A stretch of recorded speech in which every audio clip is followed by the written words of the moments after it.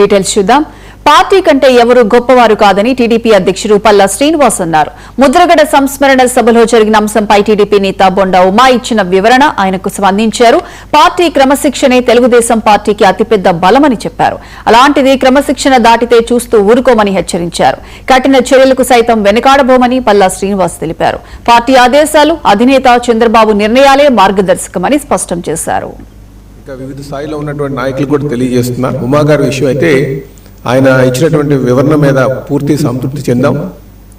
వారు చెప్పింది party line దాటం, మరి జాతీయ అధ్యక్షులు వారి ఒక్క మాటే శిరోధార్యం అని చెప్పేసి వారు చెప్పినటువంటి దానికి పార్టీ పూర్తిగా సంతృప్తి చెందింది.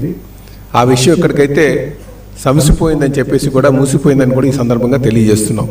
అయితే మిగతా నాయకులందరికీ కూడా ఇంకా వివిధ స్థాయిలో ఉన్నటువంటి నాయకులు కూడా తెలియజేస్తున్నా, ఈరోజు నాయకులు మాట్లాడేటువంటి మాటలు కార్యకర్తల్లోని శ్రేణుల్లోని ఒక అభద్రతా భావం కావచ్చు, లేకపోతే ఒక కన్ఫ్యూజన్ క్రియేట్ చేసే పద్ధతిలో ఉండకూడదని చెప్పేసి తెలియజేస్తున్నాం అందరికీ.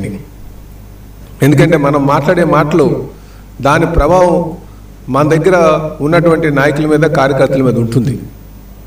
కనుక ఆ కార్యకర్తలకి ఆ కన్ఫ్యూజన్ లేకుండా మాట్లాడాల్సినటువంటి బాధ్యత మరి నాయకులపైన ఉందని కూడా ఈ సందర్భంగా తెలియజేస్తున్నాను. ఇదంతా కూడా గమనించాలి. మనం వేసేటువంటి అడుగు దాని ప్రభావం కార్యకర్తల మీద ఉంటుంది. ఎవరిని ఉపేక్షించేటువంటి పరిస్థితి లేదు. ఖచ్చితంగా ఎవరైనా సరే గీత దాటితే మాత్రం కఠినమైనటువంటి చర్యలు కూడా ఉంటాయని కూడా ఈ సందర్భంగా